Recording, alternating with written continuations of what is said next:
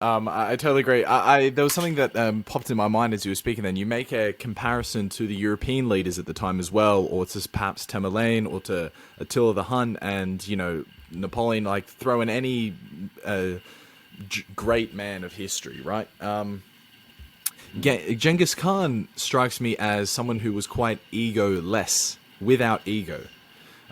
He stepped into one of the conquered cities himself. He lived in the same clothes, conditions, and housing that he was Right, born right. into. He Yes, never had his image yes, recreated. There weren't grand yes, paintings of him. He didn't brandish yes, any coins. He didn't have books written about him. right, He was right.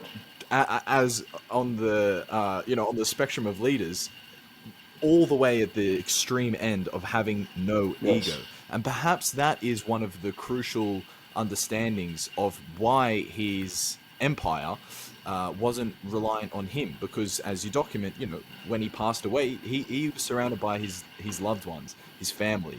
When Napoleon passed away, he was banished to one of the most remote islands of the Mediterranean, and many right, other great right. leaders murdered in their sleep and so forth. So, um, does that strike a resonance with you? The fact that maybe Genghis Khan was egoless, as close as it can be. Well, I think everything you described about him is accurate in the sense of not allowing his portrait, uh, not doing any of the things we would think of, having a palace, not having fancy clothes, not having a crown, uh, not allowing a monument to be built for him, or even a statue or a grave to be Mm, marked. Nothing, nothing.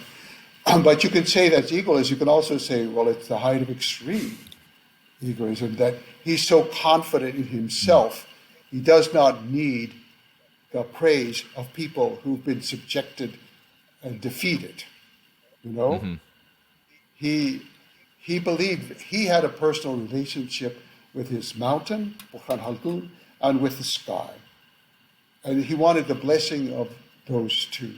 Those were very important to him. That was his relationship, and to his own family, his own people, his great, great loyalty to the men who served him. Tremendous. Not one of his people who served him rebelled against him. Now, some of the people in his own family did and resisted him, but not any of the men whom he.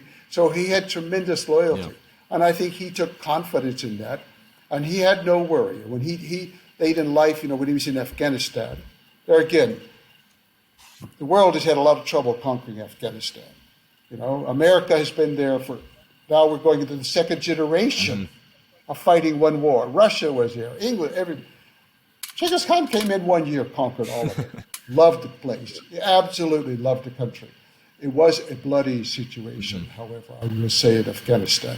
And that's some of the worst that happened in his whole career because his grandson was killed there. And mm-hmm, it was a very difficult time for him emotionally and for the people of Afghanistan who participated in that. mm, However, he loved that country. He loved the landscape of that area. And he conquered all of these places. And so during this time, I think as a part because of the recovery process from his grandson, he had many, many religious scholars come to him from China, all the way from China. It took 2 years to reach him. And of course, Muslim scholars around him. And he talked with all of them. And he encouraged them in their own way. But he always said, this is my way. This is the way that God has shown me, that heaven has shown me. This is the way I learned from my mountain. And it worked. He conquered the mm. world, listening to his sky and his mountain. So I think he had a tremendous self-confidence. Whether that's Egoless or not, yeah, egoism or, yeah, yeah, I don't know. But he was a very confident man, but had a humble life, a very humble mm, life. He did not need people to make songs about him, to sing his praises, to write history about him.